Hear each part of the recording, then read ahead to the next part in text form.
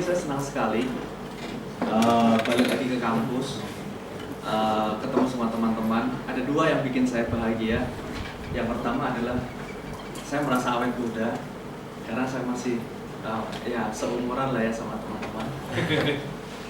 Gitu. Jadi sama ketemu dengan teman-teman itu berasa apa ya, muda kembali. Bukan muda kembali ya, berasa tetap muda gitu kan. Kalau muda kembali kan berarti udah tua kan. Dan belum tua. Yang kedua adalah saya senang karena saya bisa sharing di hadapan calon orang-orang sukses. Yang di hadapan saya ini adalah calon orang-orang sukses yang nanti kedepannya akan menentukan masa depan perjalanan bangsa ini mau dibawa kemana gitu kan. Ngomongin agak sedikit ideal. Well, so hari ini sebenarnya saya pengen ini aja sih apa namanya ngobrol sama teman-teman gitu kan. Jadi tidak ada sesuatu materi yang sifatnya mungkin seperti kayak kuliah gitu ya. Tapi hari ini sifatnya lebih kita ngobrol relax gitu ya, santai gitu ya.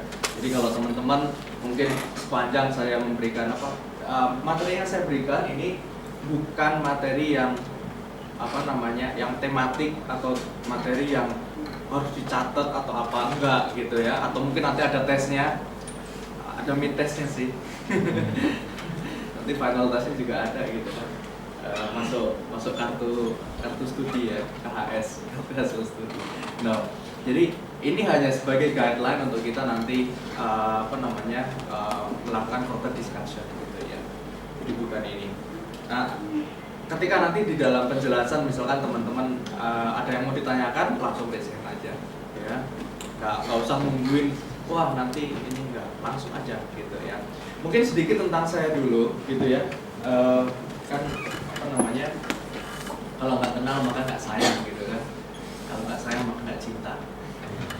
Nah, saya sebenarnya background saya spend waktu setelah kuliah itu lulus itu saya dulu di corporate gitu ya. Cukup lama ya. Saya dulu masuk ke GE, General Electric, kemudian saya pindah ke Danamon Bank, Temasek company ya, cukup lama di sana. Banyak berhubungan dengan pekerjaan yang related dengan project management, dengan sales and distribution management, kemudian tentang business process improvement, banyak hal gitu ya, tentang organization development dan segala macamnya. Kemudian saya baru masuk startup itu sebenarnya adalah pada waktu saya mendapat opportunity masuk ke Metranet. Jadi Metranet itu adalah subsidiary-nya Telkom. Jadi subsidiary Telkom yang mereka pengen create new business yang berhubungan dengan teknologi.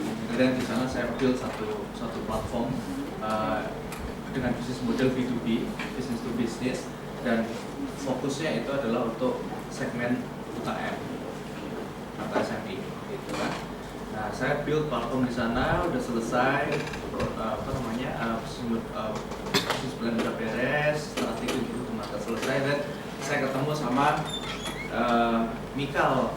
Mikal itu adalah CEO-nya Toko Bagus itu, and then dia bilang, Mikal ini orang Polandia. Dia representatifnya dari Naspers, investornya Toko Bagus. And then pada waktu itu dia bilang bahwa, hey Alif, I need your help gitu kan. Kenapa gitu kan? Karena investor saya pengen pengen invest money, pengen grow bisnis double tahun ini.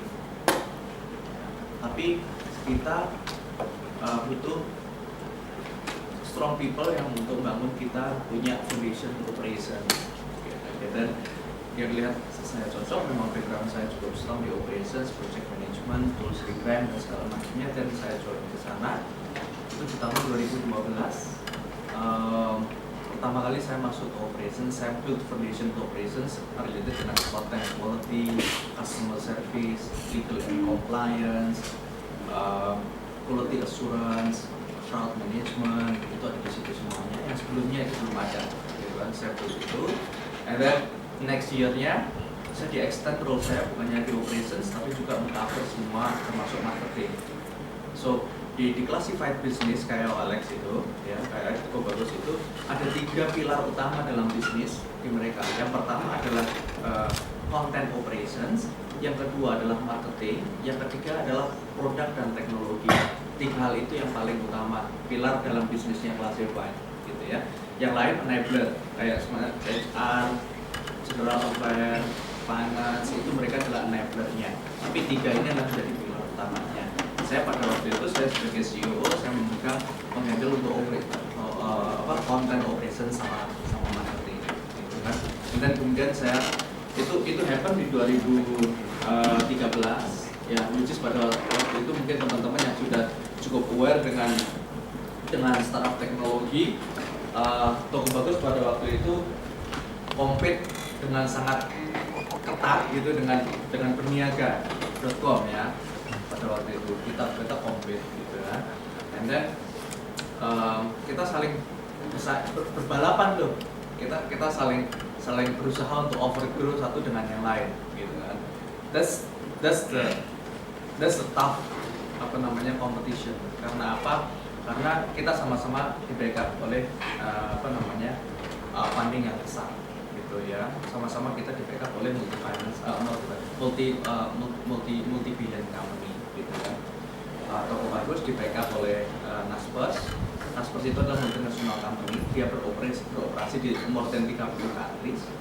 Kemudian untuk berniaga.com juga di backup oleh Shipster. Shipster juga mereka operates di banyak country gitu ya. So it's a tough competition. Terus kemudian syukur alhamdulillahnya adalah jadi gini teman-teman, kalau di online classified sedikit menyinggung di situ adalah online classified itu sifatnya atau prinsipnya adalah winner takes all. Maksudnya winner takes all itu harus ada satu single player. Siapa yang menang itu akan ambil semuanya. So itu mensyaratkan harus ada yang menang. Jadi antara kita yang stop operations atau kompetitor yang stop operations, tough, gitu kan. That's why itu kompetisi itu menjadi sangat tough karena pilihannya adalah kita yang stop operations atau kompetitor yang stop operations. Well, so karena itulah akhirnya kita berkompetisi. And then last year 2014 syukurnya adalah kita yang ternyata leading gitu ya. Jadi akhirnya berniaga stop operations gitu. Nah, kemudian saya pindah role menjadi CFO karena kita ingin fokus ke bagaimana optimize dan bagaimana meningkatkan efektivitas dari kita spending marketing kita. Karena sebelumnya spending kita lebih banyak ke competitor driven instead of tetap performance tetap itu menjadi satu hal yang penting gitu kan, tetapi fokus kompetitor itu masih sangat besar gitu ya. And then ketika kompetitor terbesar kita sudah tidak ada gitu, and then kita lebih fokus kepada benar-benar bagaimana kita melihat take look back to ourselves, gimana kita spending kita marketing, karena spending kita besar gitu ya. Misalnya berapa saya nggak bisa disclose gitu kan, karena memang itu sifatnya konfidensial. Saya cuma bisa bilang itu 8 digit US dollar. 8 digit itu berapa? 10 juta itu udah 8 digit ya? Ya, lebih dari itu. Nah, so karena investmentnya besar, otomatis kita harus dioptimize. Harus dilihat betul-betul, review betul-betul efisiensi spendingnya seperti apa. And then kemudian terakhir saya megang bisnis development. Pada waktu saya di kontak Brian ya dari Tekin Asia, pada waktu saya masih di OLX gitu kan. Jadi minggu lalu itu adalah my last day di OLX. Gitu. Jadi saya bukan Toko Baguser atau OLXer lagi hari ini. Kemarin pada waktu ada acara AMA, Ask Me Anything di Tekin Asia, beberapa menanyakan, terus Pak, lu mau kemana, Liv? Lu mau kemana? Gak kemana-mana, masih di Jakarta, gitu kan? Gitu kan? Saya memang saya suka startup teknologi, gitu kan? So I built my own startup 3 tahun yang lalu. Tapi nanti saya nggak akan full time di situ. My partner itu yang akan running operation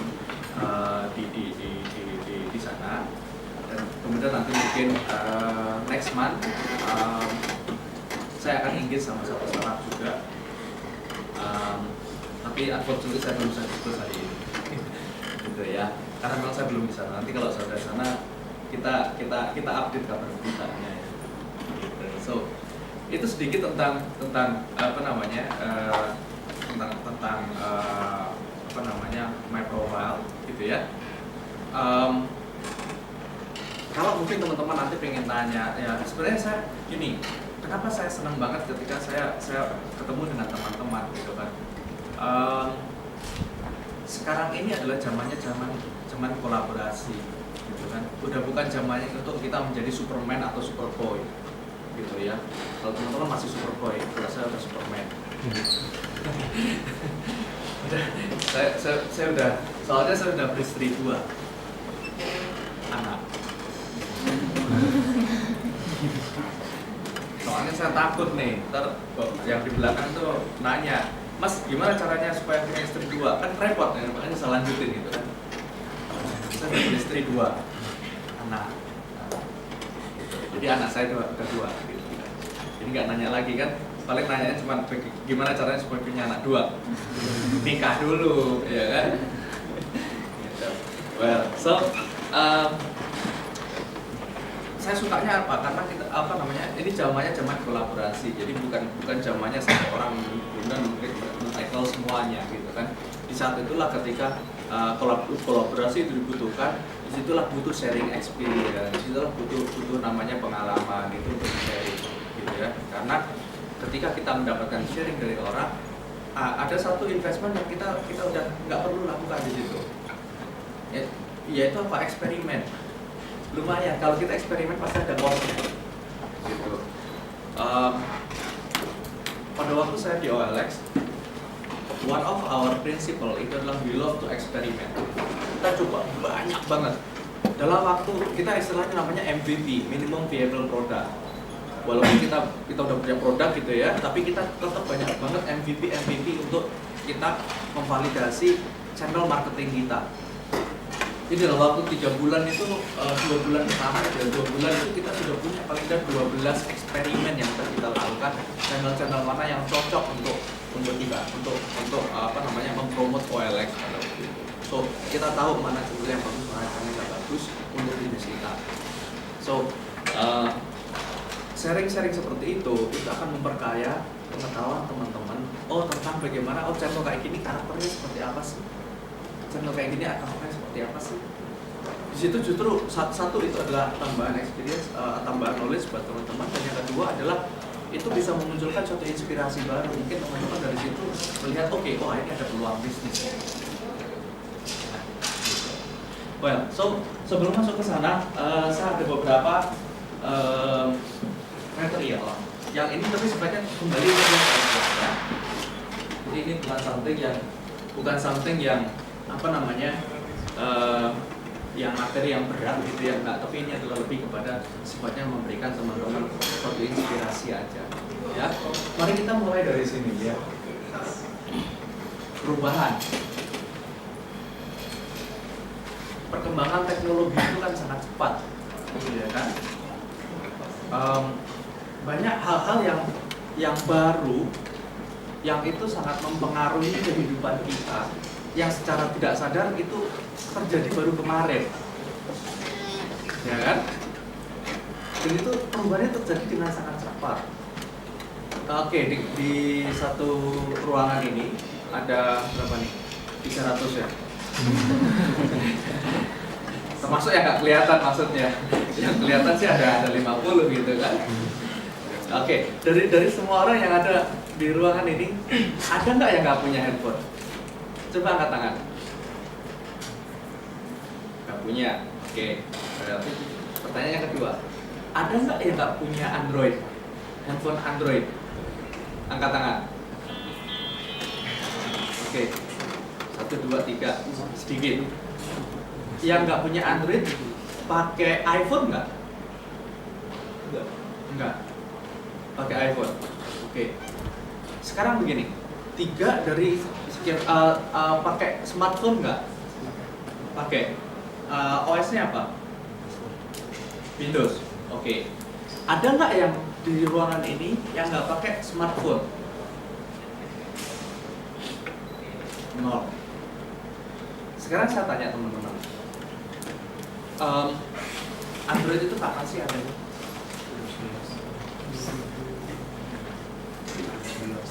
2011. Sebelumnya apa? Ada nggak sih ini yang masih pakai Nokia? Nokia jadul ya, jangan Nokia yang smartphone. Nokia jadul ada nggak sih?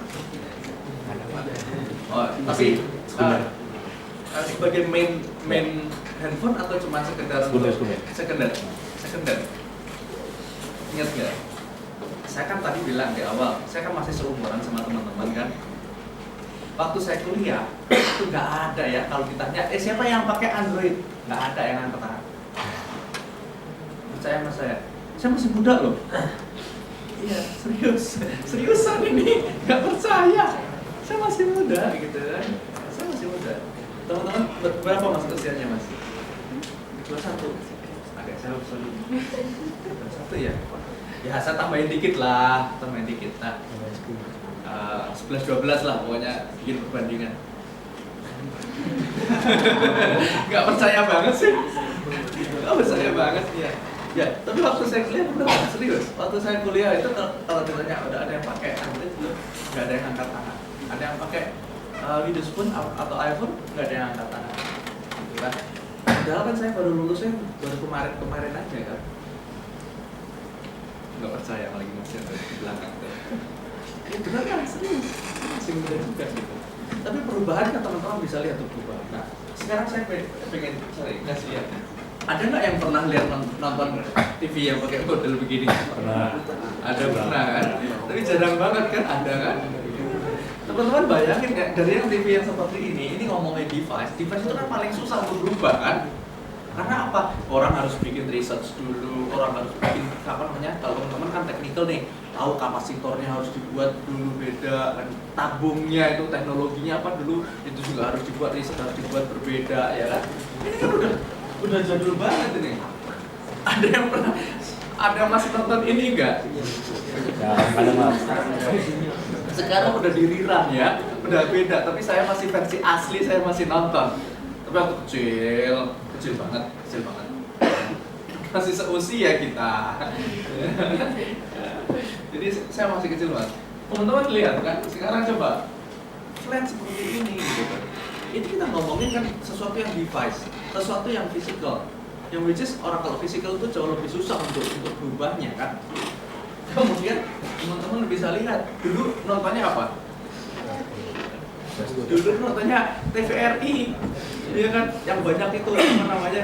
Banyak lalatnya tuh. Gitu kan. Aduh, kalau udah jam 12 malam itu kan kan? Udah habis acara gitu kan. Sekarang 24 jam acara kan? Banyak banget itu TV kayak gini kan. Berapa tuh jumlahnya? Lebih dari 10, banyak banget gitu kan.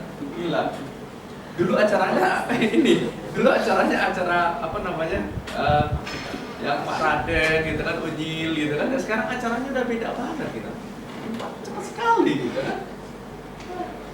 Nah, itu ini sekali. Dan itu lebih gede daripada TV station yang ada sekarang. Ada yang tahu? Ada yang tahu? Apa itu?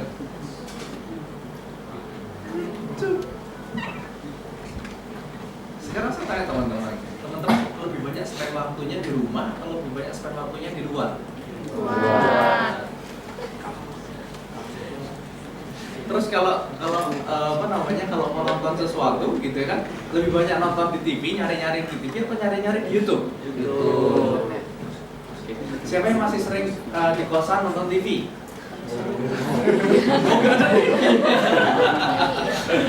Kasihan sekali.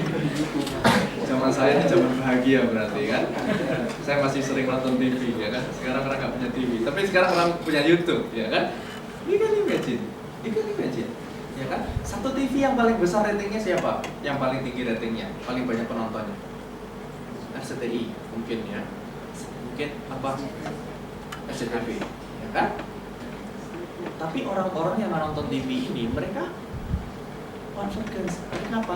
Mereka terpisah, ya kan? Yang nonton RCTI ada nggak yang bareng?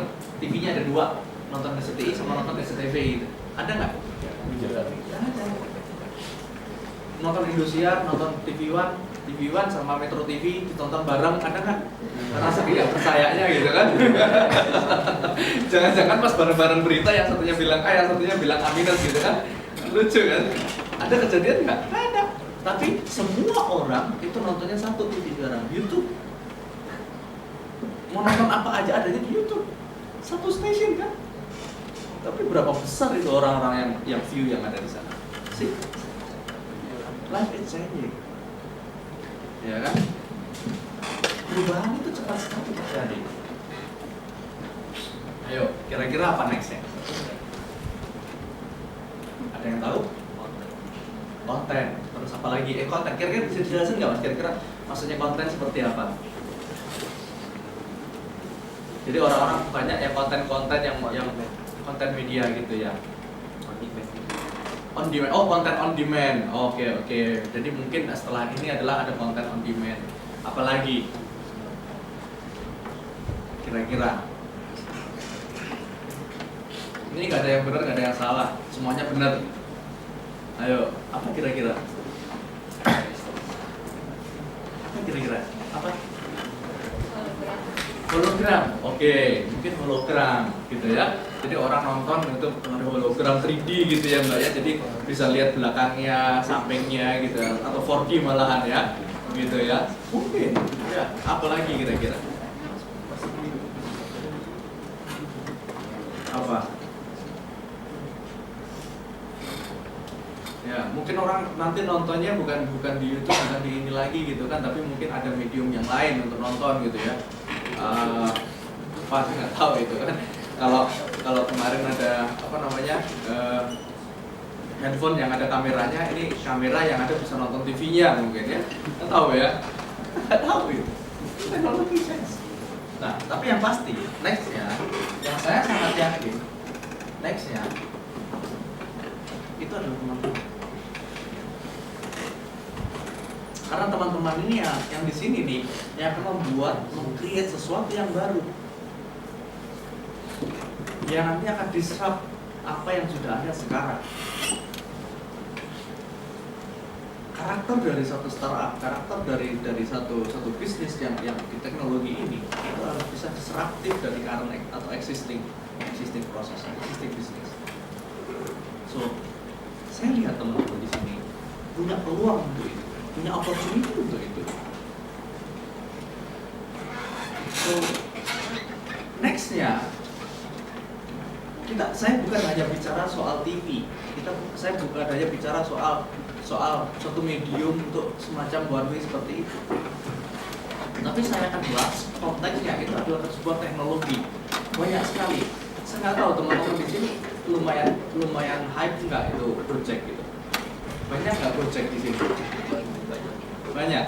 Kalau di Jakarta itu kemarin rekrutmen, biasanya kan kalau rekrutmen karyawan itu kan biasanya kan di kantor atau di mana jumlahnya ada mungkin paling gede-gedenya walk-in interview itu kan ada 10, 20, mungkin paling banyak 30 orang.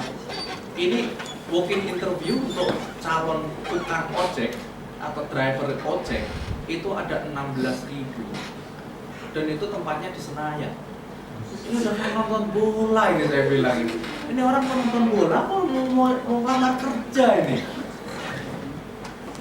Itu udah sama kayak Persib sama Persija main ini, ya kan? You can imagine, itu something yang baru gitu. Itu kan baru kemarin, belum lama mereka happening gitu kan.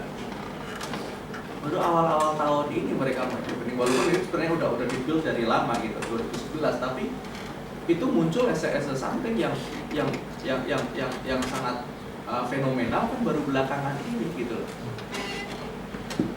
Makanya saya sangat yakin ketika teman-teman build something yang very good, gitu kan, and then in the next 6 months, teman-teman bisa seperti itu, create something yang benar-benar fenomenal, gitu, yang impactful ke people. Teman-teman bisa bayangin dulu tukang ojek di Jakarta, sehari itu paling dapatnya 1,5 juta, 2 juta, karena mereka di pangkalan nungguin. Sekarang tukang ojek di Jakarta, di awal-awal Gojek itu jalan, kita bulan lalu ke belakang, itu mereka penghasilannya bisa sampai 7 juta, 8 juta, 10 juta. Dan sekarang di tukang ojek di Jakarta, jangan salah, mereka bukan hanya purely orang tukang ojek, bukan. Banyak mahasiswa yang jadi tukang ojek, bisa sambilan, ya kan? Jadi ada kemarin kisah, ada mahasiswa S3, bapak-bapak, dia daftar tukang ojek.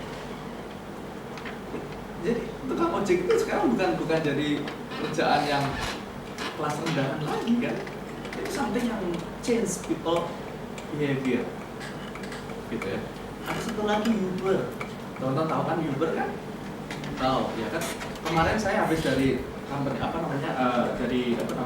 kampus visit juga sama seperti ini. Saya dari Binus, saya naik Uber. Tahu drivernya siapa? Drivernya pada waktu saya berangkat itu adalah orang biasa, maksudnya memang dia pekerjaannya adalah dia di rental company. Waktu saya pulang dari Binus pulang ke rumahnya, tahu drivernya siapa? Drivernya itu adalah dia seorang desain interior. Dia desain interior, istrinya juga desain interior. Mobilnya baru. Jadi saya tanya, enak banget ini mobil, ternyata mobilnya baru. Dan dia sengaja itu dia pakai untuk dia mendapatkan extra income. Saya tanya sama dia, Mas, udah berapa lama pakai Uber? Sebenarnya saya lama Mas, tapi dulu jarang ambil order. Baru 4 hari terakhir ini saya ambil full day. Sehari berapa Mas? Rata-rata 500. Sehari rata-rata 500. Oke. Iya kan? Oke. Itu teknologi yang bisa mengubah kehidupan orang. Dan sekarang Uber ini ya, despite of banyak problematik yang sekarang dihadapi related dengan regulasi dan segala macamnya gitu kan.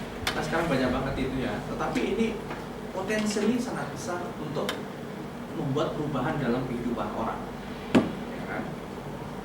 Sangat besar. Saya sudah lama belakangan saya itu meninggalkan mobil, meninggalkan kendaraan motor. Karena apa? Saya lebih sering pakai Uber, saya lebih sering pakai Gojek. Mobilitasnya lebih cepat. Sehari kalau misalkan saya ada meeting di mana gitu kan, ketika saya bawa mobil, teman-teman mungkin bayangin kalau teman-teman tinggal di Jakarta itu sama kayak teman-teman tinggal di Bandung pada waktu weekend, macetnya kayak gitu. Jadi weekendnya Bandung itu adalah weekday-nya Jakarta. Teman-teman bisa bayangin kayak gitu, terus saya harus meeting di sana di sini ketemu sama orang, nggak kejar. Paling sehari bisa meeting 2 tempat.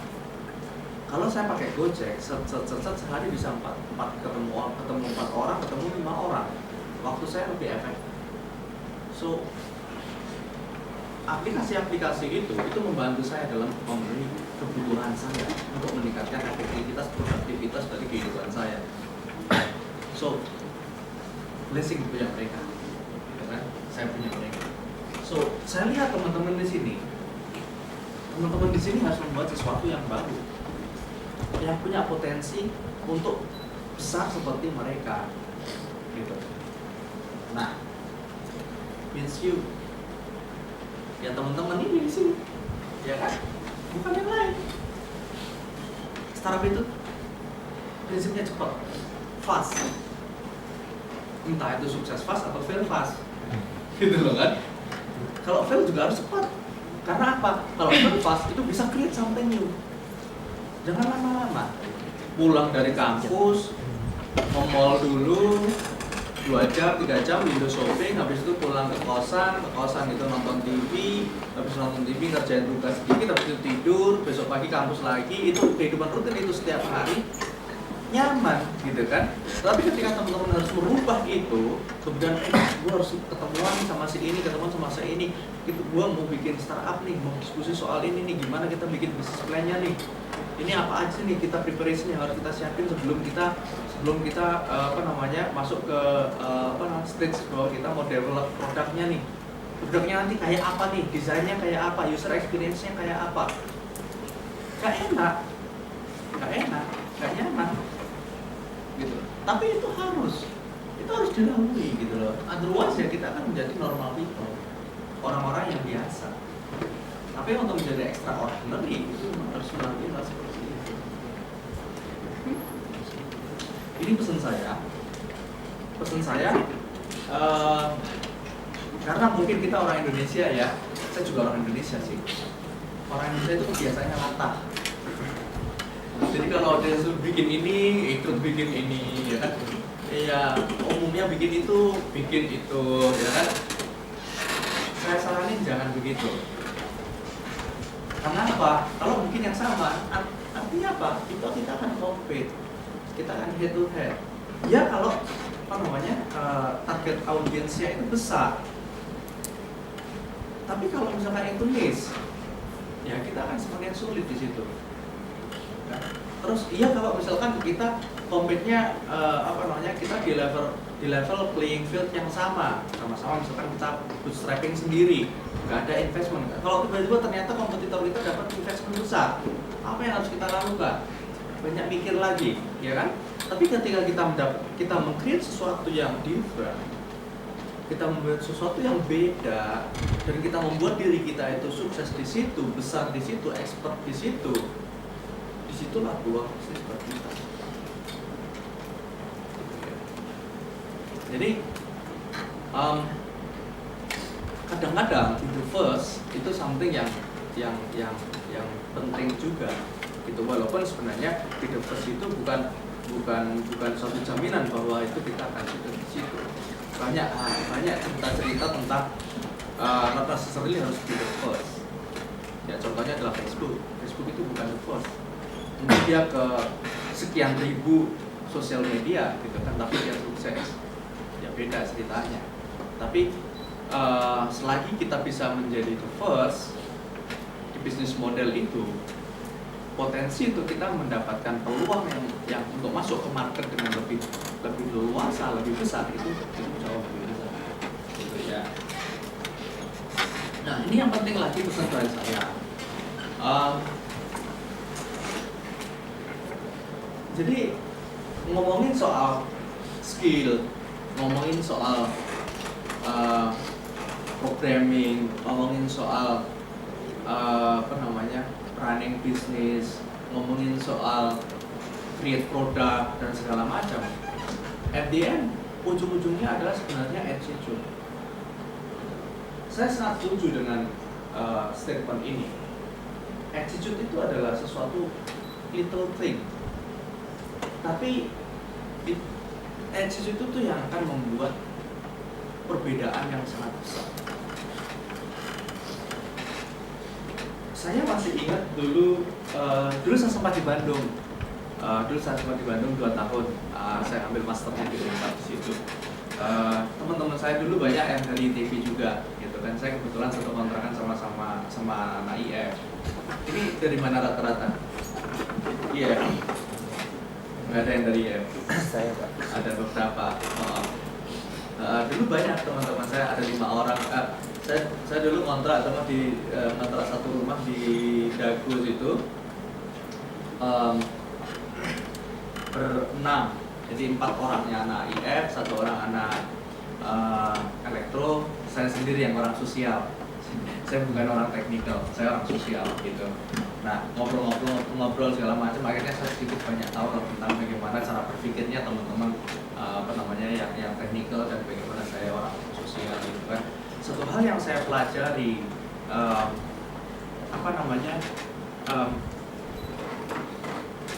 pentingnya suatu kolaborasi, pentingnya suatu attitude bahwa kita perlu untuk bekerja bersama dengan orang lain dan understanding bahwa kita adalah bukan Superman gitu kan, itu something yang nggak mudah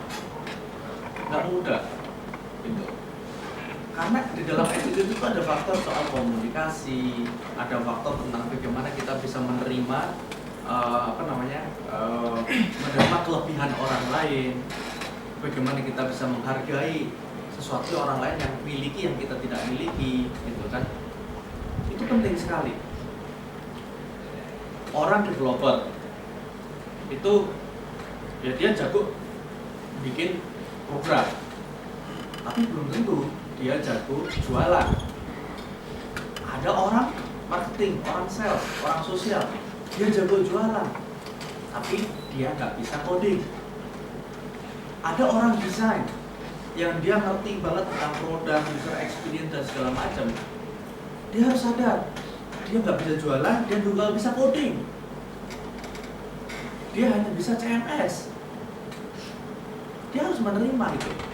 Dia harus menerima bagaimana dia bekerja sama dengan orang yang jago coding. Dia harus bisa menerima bekerja dengan orang yang bisanya cuma jualan. Gitu. Dan masing-masing orang itu punya karakter yang berbeda di situ. Kalau orang yang jualan ya memang seperti itu, dia cuma ngomong doang. Ya memang ngomong doang kerjaannya, memang itu kerjaan dia gitu.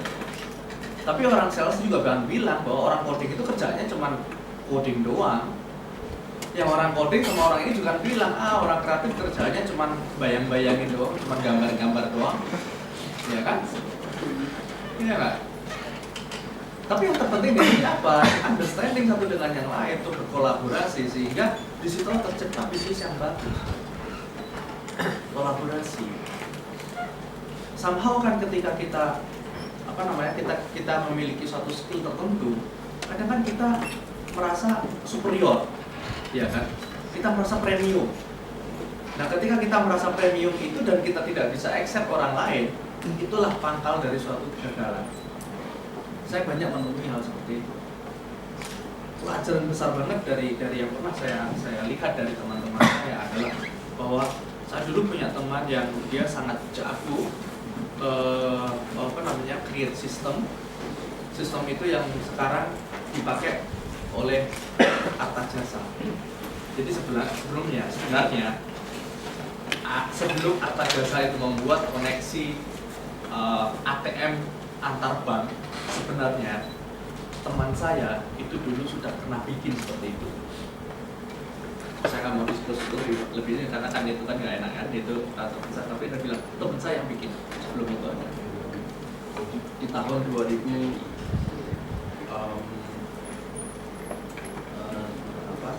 sekitar 2002 2003 itu udah ada. Tapi karena yang saya lihat adalah mereka jago teknikal, tapi mereka nggak jago untuk menjual ide itu. Ketika pada saat itu ada orang yang mereka ingin membantu, tapi kan wajar kan, dia pengen bantu, pengen kontribusi, dia pengen share, ya kan?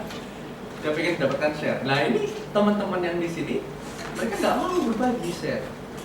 Orang kita yang bikin kok, kita yang mikir, kita yang coding, kita yang susah. Kenapa gue mesti share sama orang ini?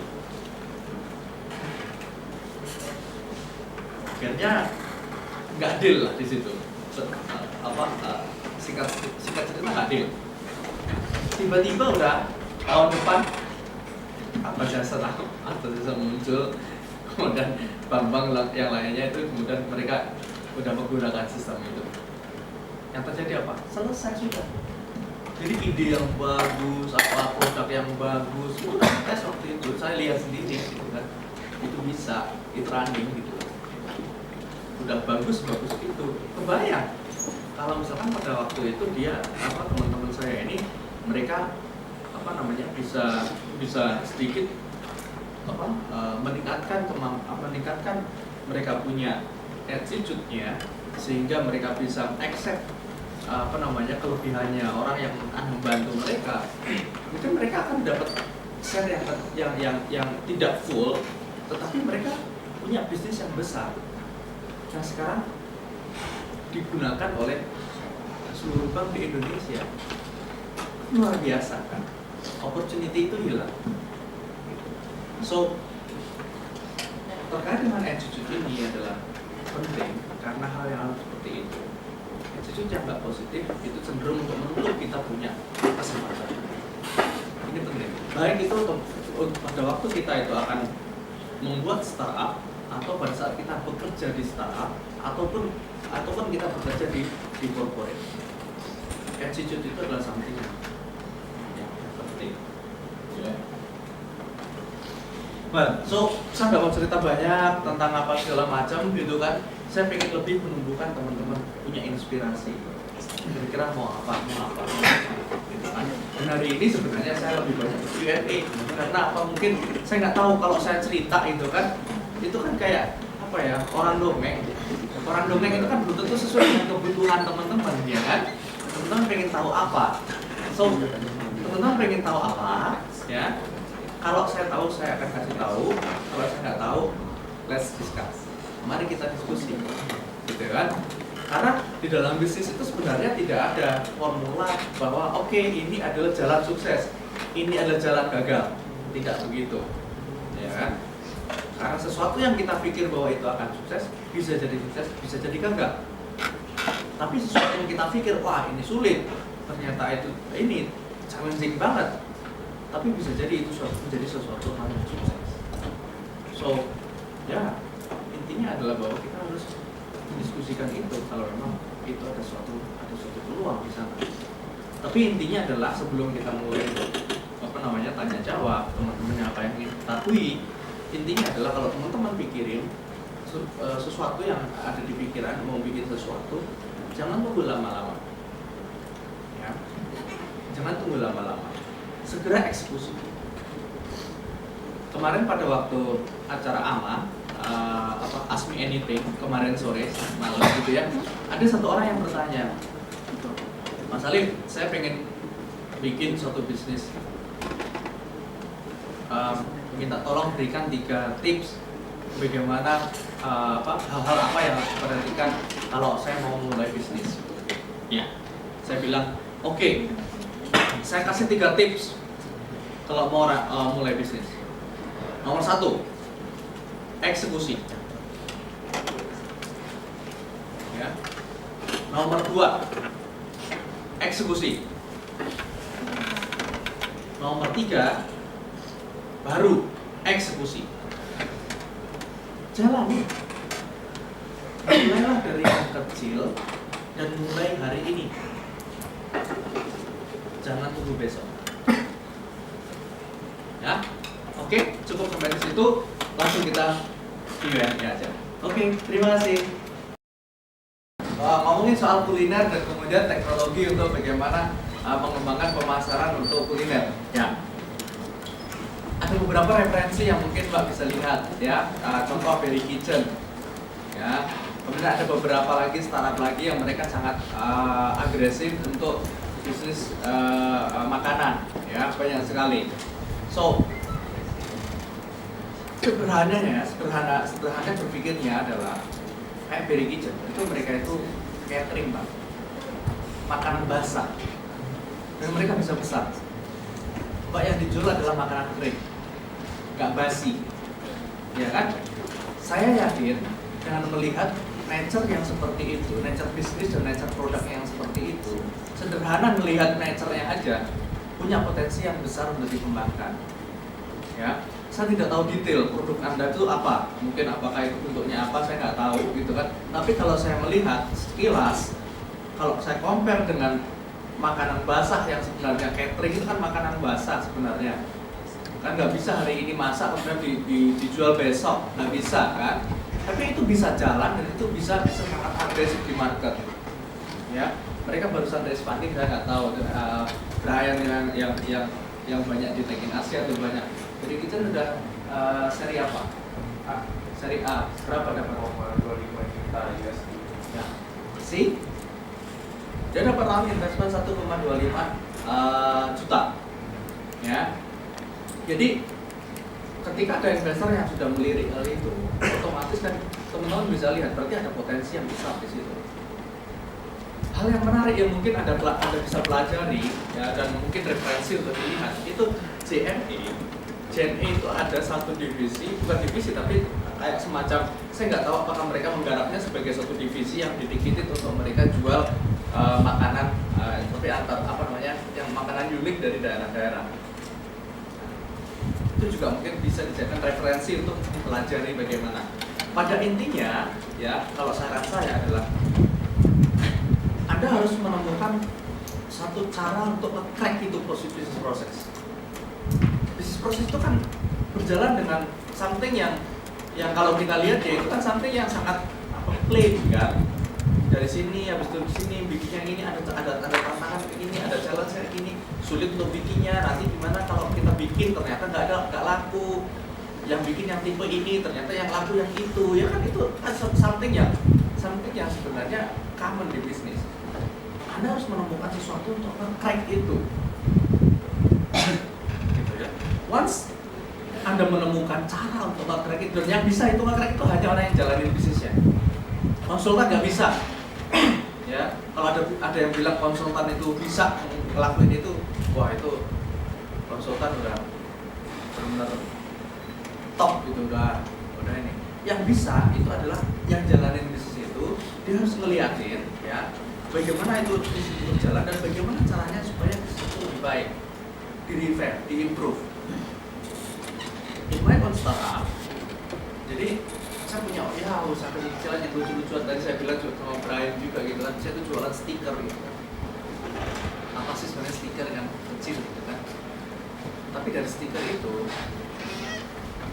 sudah ada 4 orang yang bekerja di sana, dan itu dari awal itu tidak ada subsidi, itu udah independen, udah running by itself. Dan dari sana kita udah bisa spending marketing yang cukup besar. Artinya apa? Dari hal yang sederhana itu, ketika kita berhasil nge-crack bisnis itu, lumayan gitu ya, itu bisnis bisa tumbuh dan berkembang, bisa growing ya. Jadi kalau saran saya buat mbaknya adalah mbak harus ketahui di situ dulu, bisnisnya jalanin, tapi harus dijalanin. Kalau nggak dijalanin nggak akan pernah ketemu cara nge-cracknya, nggak akan pernah ketemu.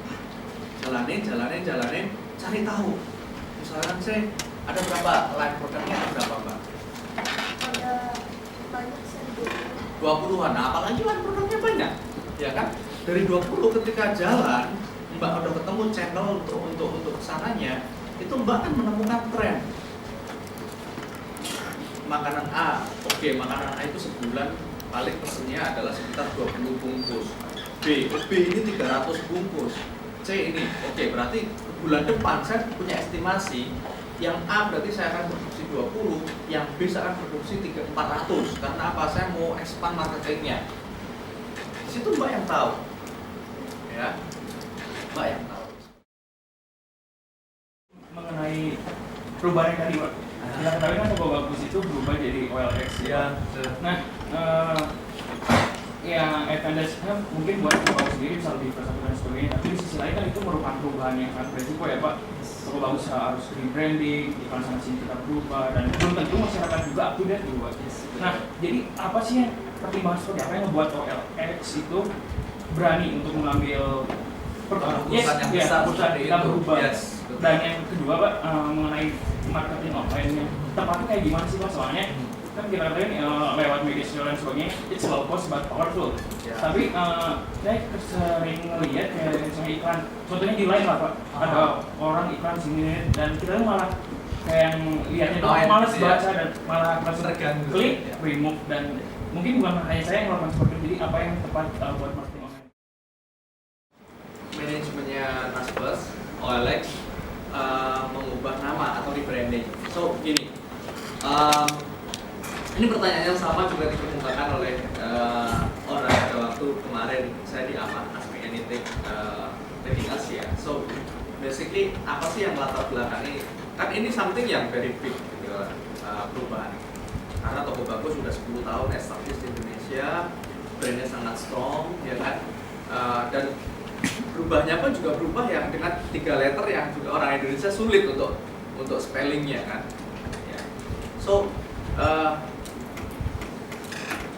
sebenarnya ada satu hal yang filosofi yang sederhana yang dikemukakan oleh Bob pada waktu itu. Bob itu adalah CEO-nya Naspers. Dia menjelaskan ke kita, gitu kan, kenapa kok kita harus melakukan rebranding. So dia menjelaskannya begini. Dia mengambil filosofinya bunga, gitu ya. Sesuatu yang lucu, indah dan menarik, berbau wangi, bermanfaat untuk banyak orang, apapun namanya, entah itu bunga, entah itu apapun itu akan tetap disukai oleh orang. Itu filosofi yang dia sampaikan. So, kalau kalian, hey, manajemen OLX, manajemen toko bagus, kalau kalian believe bahwa apa yang kalian deliver ke masyarakat Indonesia itu adalah something yang bagus, something yang benefit buat mereka, something yang useful dalam kehidupan mereka, and then apapun namanya, itu kalian akan tetap disayang oleh mereka. Oke. Ya, itu suatu keputusan yang berat pasti, gitu kan. Dan kita as a orang yang saya ikut membesarkan brand itu juga saya merasa sedih, gitu kan. Karena saya juga memiliki attachment yang besar, karena kita bersama-sama untuk membangun brand itu. Gitu.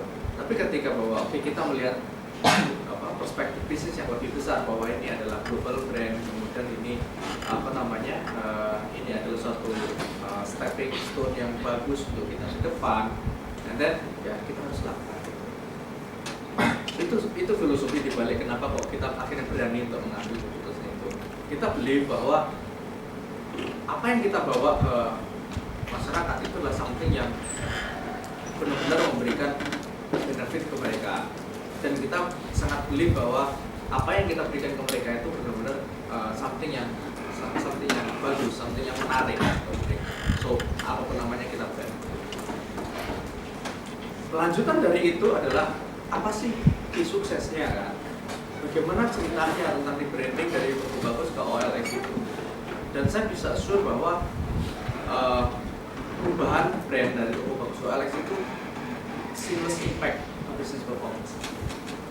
Kita tuh hanya drop traffic itu pada saat diganti itunya doang, diganti domainnya doang. Karena kan kita harus stop semuanya, stop marketing semuanya pada saat itu, baru kemudian kita up lagi. Itu hanya berjalan sekitar 3 jam. Setelah itu traffic udah kembali normal lagi, dan bahkan lebih tinggi, normal growth seperti normal, seperti biasa. Gitu. Kuncinya apa? Kuncinya yang pertama adalah kita harus punya planning yang bagus. Planning rebranding itu berbeda dengan planning project yang lain, karena ini something yang very critical, ya kan? So kita harus benar-benar punya plan yang bagus. Yang kedua adalah pentingnya konsolidasi dengan semua tim yang terkait. Karena ini project rebranding yang terkait bukan hanya marketing doang, bukan hanya operations doang, bukan hanya customer service doang, bukan hanya IT doang, bukan hanya produk doang, tapi the whole dari orang-orang yang terlibat dalam ini semuanya harus memiliki konsolidasi yang baik. Ya, tim IT tahu kapan itu saatnya matiin, tim marketing itu tahu kapan saatnya dia off, dia punya campaign, kapan dia up lagi punya campaign. Customer service mereka harus tahu, mereka kalau ada yang nanya jawabannya apa, orang sosial media mereka harus tahu apa yang harus diinformasikan ke publik, jangan sampai bahasanya salah, ya kan? Orang marketing communication dia harus yang nge-build dari awal kira-kira komunikasi strategi ke marketnya apa. So konsolidasi dengan semua tim itu harus berjalan. Dan yang ketiga itu adalah perfect execution. Jadi semuanya disiplin dengan plan yang udah awal dan dia perfect execution. Jadi ada zero tolerance di situ. Karena kalau once kita gagal di satu, berarti dia akan mundur ke yang lainnya. Termasuk pada waktu itu kita ingat bahwa rebranding itu happen, kita change-nya. Karena itu kita juga change domainnya. Dari tokobagus.com orang harus mengakses olx.co.id. So di sini ada perubahan domain. Orang IT itu harus benar-benar sure begitu itu domainnya Toko Bagus itu di stop, itu benar-benar harus redirection ke olx.co.id-nya itu mulus. Jangan sampai itu menjadi 404 atau apa ya benar ya? 404 jadi page not found, ya kan? Itu berapa traffic yang hilang? Itu harus make sure itu betul. Kemudian dari sisi produk itu harus make sure bahwa bagaimana Google, kan kita SEO-nya besar kan, masalahnya kan. You can imagine kita punya 3 juta items. Kalau teman-teman nanya SEO-nya OLX gimana? SEO-nya OLX itu organik. Kenapa? Konten kita banyak banget gitu. Itu itu dijaga. Jadi orang produk itu harus benar-benar make sure bahwa Google itu meng-crawl semua konten kita dengan cepat. Dan itu luar biasa. Itu saya baru wah luar biasa. Google ya, that's the power of Google untuk dia crawl satu website. Karena gini, konsepnya ketika ada website yang baru, Google akan crawl dia, akan isi akan kurang isinya, akan filtering akan curate semua isinya, akan ambil semua isinya untuk dia masukin, untuk dia ketika ada orang search dia akan tampil. Itu happen di waktu bagus menjadi OLX, itu happen sangat cepat sekali. Kita sangat terbantu sekali di situ. Karena orang dulu pada waktu mencari mobil bekas gitu ya, Google, kan kita tampil di atas. Karena SEO kita bagus banget, konten kita banyak banget yang isinya mobil bekas. Once itu hilang, wah itu gede banget itu impact-nya. Nah, dan itu kita manage itu dengan baik. So jadi 3 hal itu, planning, konsolidasi, dan perfect execution. 3 hal itu yang menjadi utama. Ya. Nah 3 hal itu tadi ngomongin semua yang tadi, materi yang tadi, attitude itu penting di situ, gitu ya. Jadi bagaimana kita membangun attitude yang positif itu supaya semua tim itu terkonsolidasi dengan baik. Kemudian pertanyaan yang berikutnya adalah soal online marketing, gitu kan? Online marketing apa sih yang sebenarnya paling tepat untuk kita punya bisnis? Nah, gini teman-teman,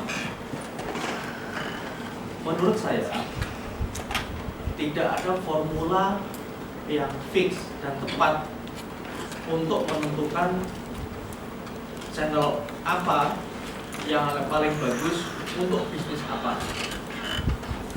Kalaupun ada yang membuat formula itu dan dia mengatakan bahwa ini adalah formula yang paling bagus untuk campaign online, saya nggak percaya.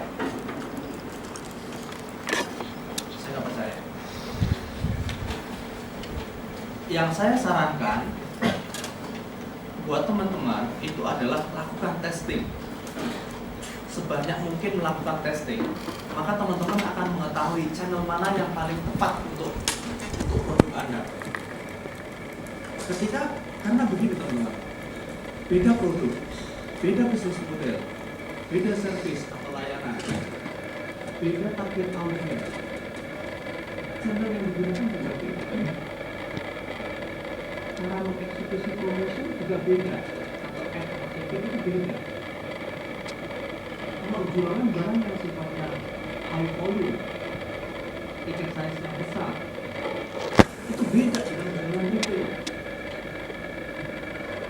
Mungkin misalkan saya Google AdWords, SEM namanya, satu klik harganya misalkan saya 1.000 atau 2.000 perak, mahal kan? Tapi kalau dia jualannya jualan plat baja, worth it nggak? Worth it. Tapi kalau saya misalkan ya, saya jualannya jualan jualan saya lah, misalkan saya jualan stiker dengan klik 1.000 per klik, ya nggak kuat saya bayarnya. Minus ini saya, minus bisnis saya, ya kan? So kita pengalaman saya ketika saya 3 tahun di OLX, what we have done itu adalah we love to experiment. Kita coba semuanya, channel mana yang bagus, mana yang nggak bagus. Saya tuh pernah mencoba dalam satu periode itu 11 testing di waktu yang bersamaan. Kalau teman-teman lihat ada bioskop sebelum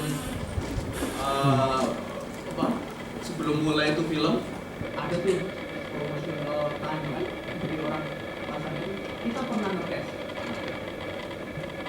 SMS Blast, kita pernah tes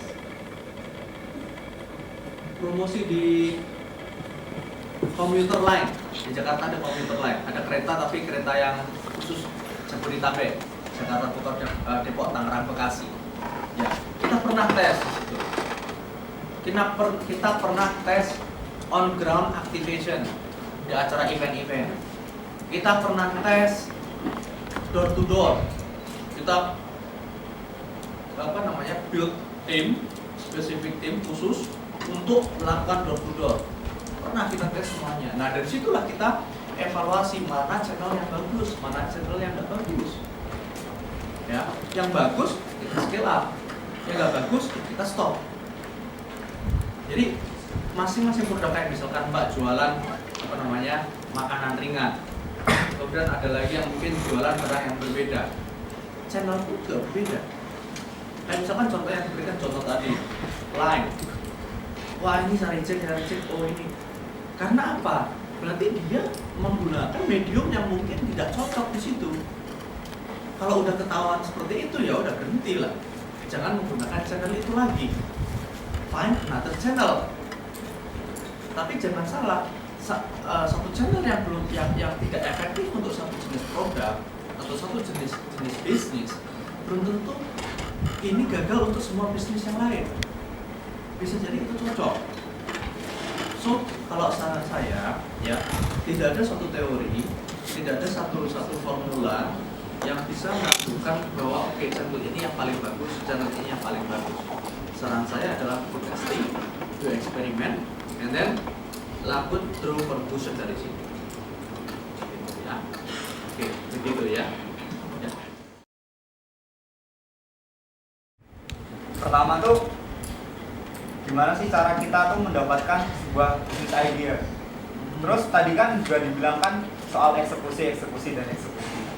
Itu kalau setiap ide yang saya dapat dari situ harus saya eksekusi, itu juga menghabiskan waktu. Nah, bagaimana saya bisa yakin, make sure bahwa ide ini harus dieksekusi, ide ini jangan dieksekusi dulu. Terus pertanyaan saya kedua tuh, bagaimana cara kita menimba pengalaman gitu? Kan dulu masnya di JS sama Danamon. Nah, sebesar apa sih pengalaman itu ke depannya? Terus kalau untuk saya sendiri yang seorang mahasiswa tuh gimana cara saya dapat experience itu?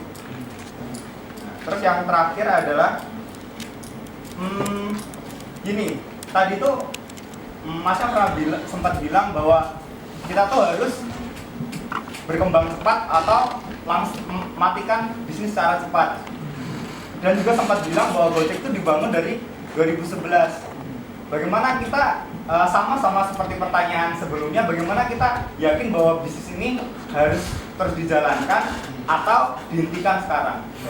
Terima kasih. Ya.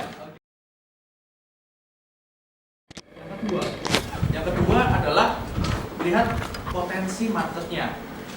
Ya, potensi market itu akan menentukan kita punya potensi untuk scalability bisnis. Ya, kalau potensinya niche berarti relatif kecil.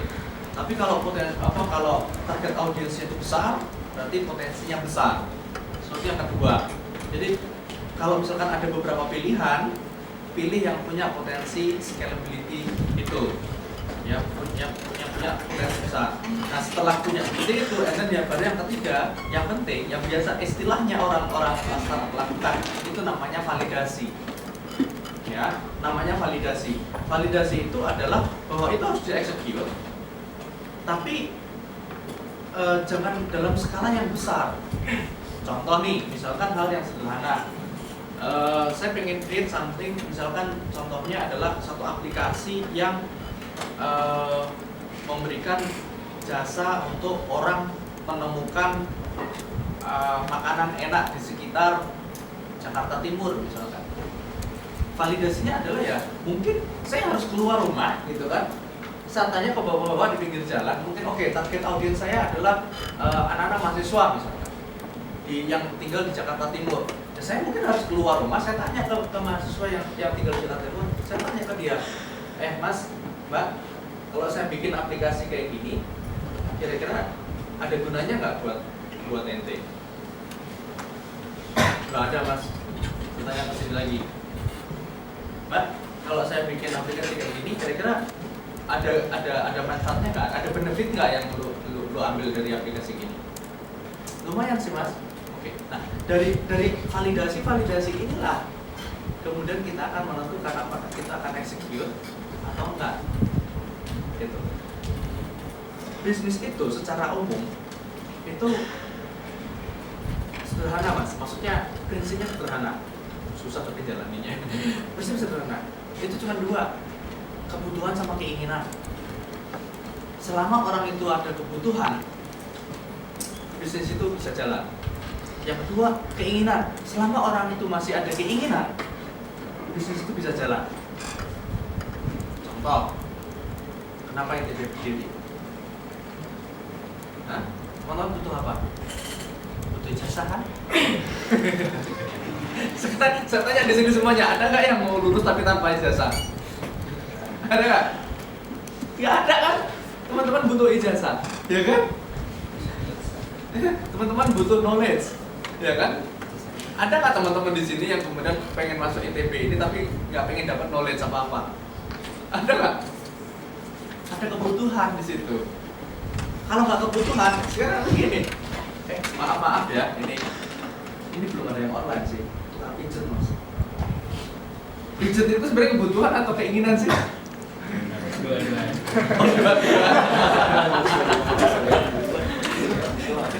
Iya. Pijet itu kan sebenarnya keinginan kan, bukan kebutuhan. Orang nggak dipijet juga nggak apa kan, masih bisa hidup gitu kan? Gitu kan? Kecuali pijet yang sangkal putung atau pijet yang keseleo itu memang kebutuhan banget gitu kan. Ternyata pijet yang bukan itu, bukan yang itu ya mas ya. Tapi yang ini ya. Gitu. Jadi itu kan bukan kebutuhan tapi itu adalah keinginan gitu. Tapi bisnis itu ada di situ. Contoh lagi yang sederhana, keinginan. Kursus ini apa namanya? Kayak kursus apa namanya? Kayak yang ekstra, kursus ekstra, bukan yang kursus yang untuk ini, bukan kursus keterampilan tapi kursus misalkan SMA gitu kan. Di luar ada khusus matematika, ada khusus apa gitu kan, umon apa segala macam. Keinginan aja, keinginan supaya lebih kan sebenarnya. Tapi itu established loh. So kalau saran saya, kalau ente punya pikiran mau bisnis, mau bikin startup, selama itu ada kebutuhan, selama itu ada keinginan, itu berarti ada peluang. Tinggal validasi itu ya. Menurut saya seperti itu. Validasi itu yang pertama. Yang kedua adalah soal pengalaman atau experience ya.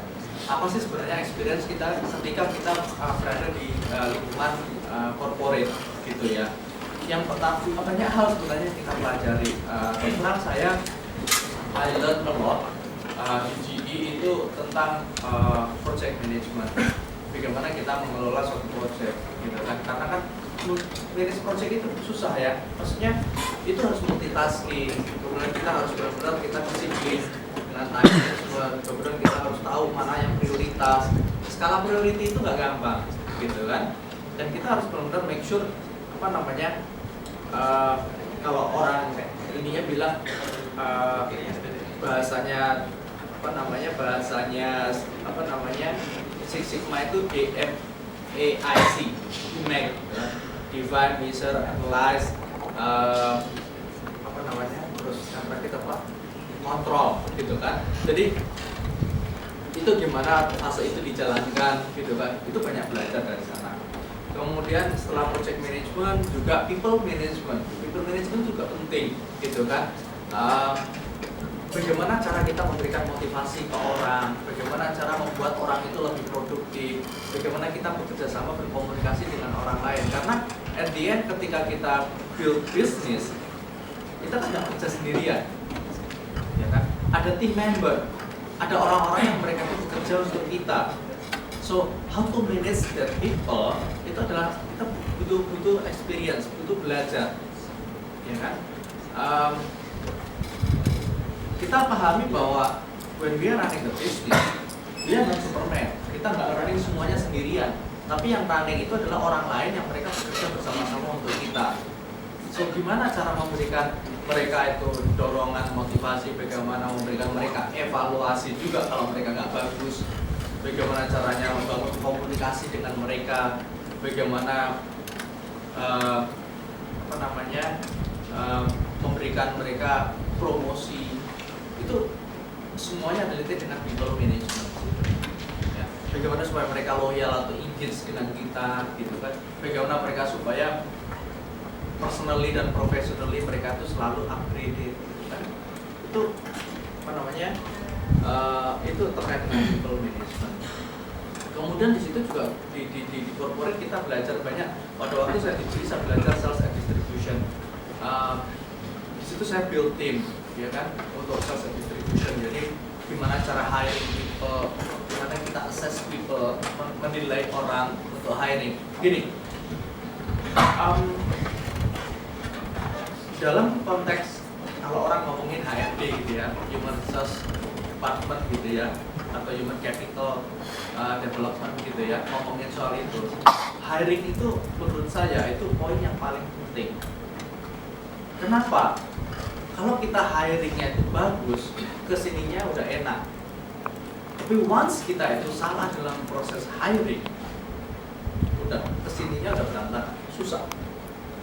Ketika kita mendapatkan A-class people, kelas orang-orang yang bagus di awal, kelas yang bagus itu bukan hanya dalam hal teknikal, tapi semuanya teknikal dan attitude. Orangnya high spirit, orangnya energetic, orangnya itu passionate, orang itu skillful. Ya, kita selesai soal training and development, soal soal promotion, soal layoff, soal apa. Ini udah tinggal jalan aja gitu. Runningnya semua gitu. So, gimana kita supaya bisa hiring people dengan baik? Itu lewat experience.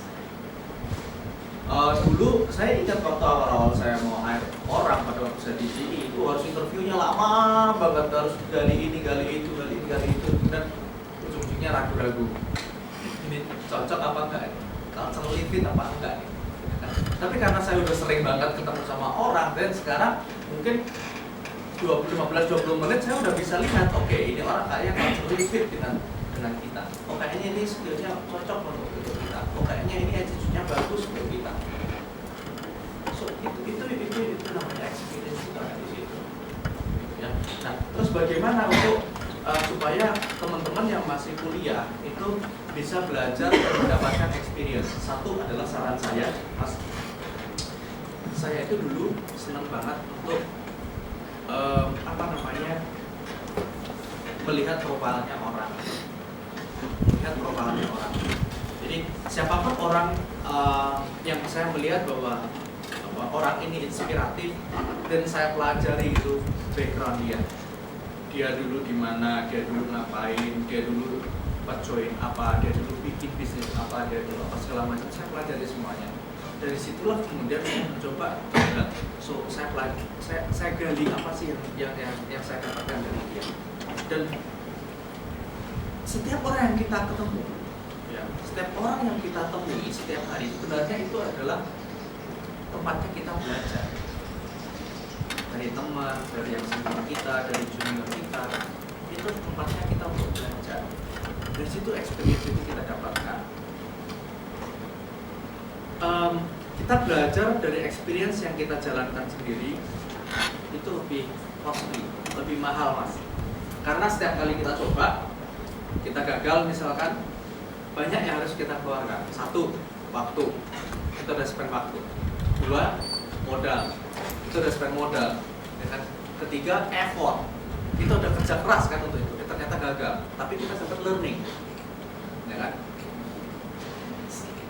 Belajar yang murah itu adalah belajar dari orang lain. Siapa yang pernah gagal? Cerita sama gue, kenapa lu gagal? Sama temen, lu pernah usaha ini gak sih? Pernah bikin zaman dulu ya? Lu pernah bikin warnet gak sih? Oh pernah. Lu sendirian apa bareng-bareng? Oh saya rame-rame, waktu itu 10 orang. Oke. Terus masih jalan nggak? Oh nggak jalan. Udah lama nggak jalannya waktu itu? Enggak, jalan cuma 8 bulan. Kok cepat banget 8 bulan tutup? Iya, soalnya waktu itu awal-awal sih kita bersepuluh oke gitu kan, tapi lama-lama pembagiannya jadi nggak adil.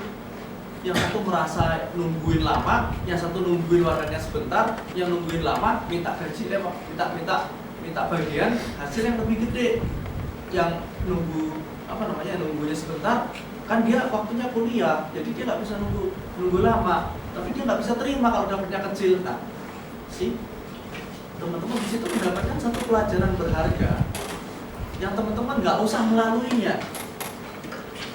Berarti kalau teman-teman suatu saat partnership sama orang, itu harus dipertimbangkan dari awal.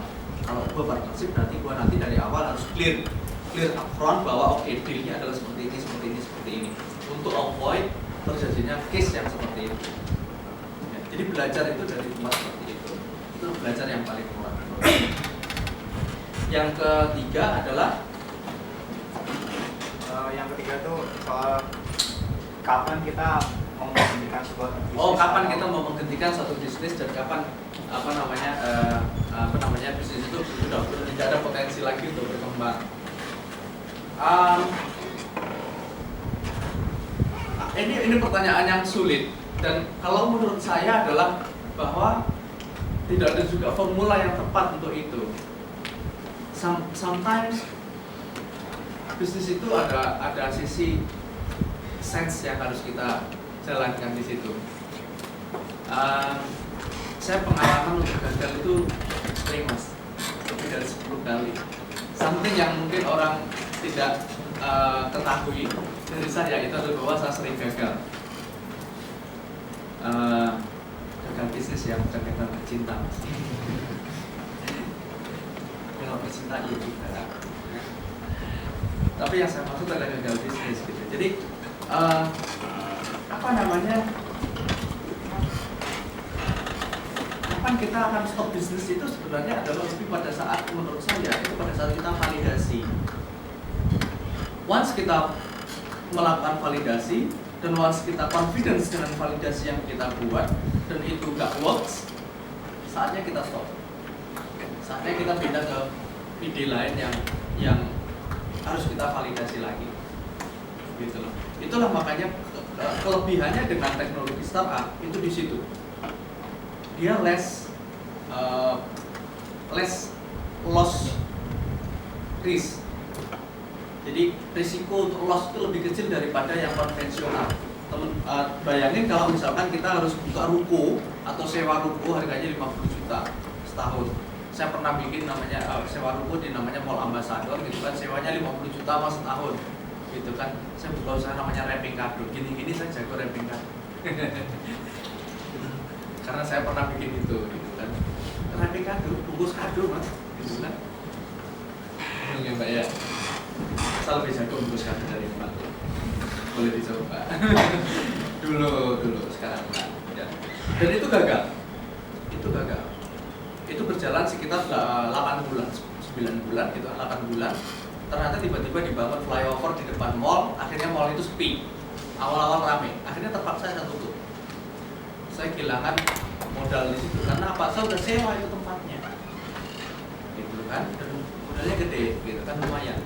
Tapi kalau teman-teman mau bikin startup teknologi sekarang modalnya nggak gede-gede amat gitu. Nggak gede-gede amat, nggak harus bikin ruko, nggak harus sewa tempat di mall dan segala macam. Bikin aja, habis itu divalidate. Dan itu nggak lihat traction-nya. Kalau traction-nya bagus, then oke nih, harus seperti ini. Kalau nggak bagus ya udah stop, cari ide yang lain. Dan ada sekarang kan udah banyak nih venture capital yang sekarang ini membantu kita untuk melakukan assessment itu. Jadi kita nggak sendirian kan sekarang, kita bisa pitching, gitu kan. Kalau pada waktu kita pitching kemudian ada banyak challenge di situ, and then kita bisa jawab itu challenge itu dengan cara yang strategik, then potensi itu akan besar. Tapi once ketika ada challenge begini kemudian iya ya benar juga ini, gue harus validate nih. Nah, kalau memang challenge itu benar dan gue nggak bisa jawab itu challenge, berarti potensi ini nggak akan bagus. So saran yang bisa saya sampaikan, kapan saatnya kita stop itu adalah pada saat kita sudah selesai melakukan validasi bisnis. Jadi jangan sebelum validasi bisnis kemudian itu kita stop. Sayang gitu. Walaupun validasi bisnis itu belum tentu sesuatu yang besar atau nih. validasi bisnis itu bisa hal yang sederhana seperti yang sekedar cerita yang saya sampaikan tadi. Tanyain ke teman-teman, kalau ada kayak gini lu mau nggak pakai? Kalau kayak gini lu mau nggak pakai? Seperti itu.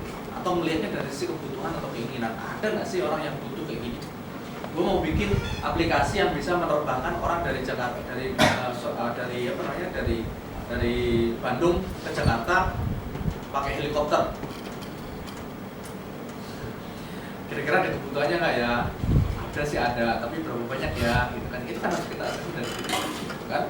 Jadi validasi seperti itu. Kita tanya ke teman kita, kalau gue punya aplikasi yang bisa naikin lu helikopter, datengin helikopter lu ke ITB, habis itu sampai ke Jakarta, lu mau pakai nggak?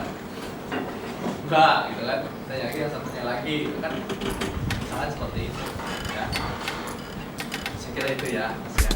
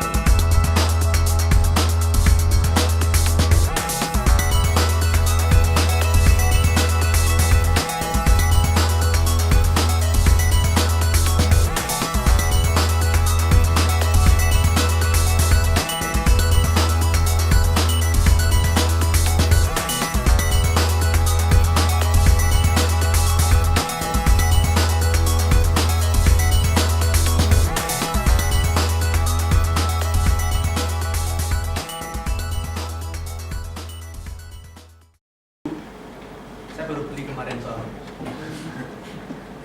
Ya, 34.000, bayangin. 340 perak, di situ dijualnya 2.000 gitu loh.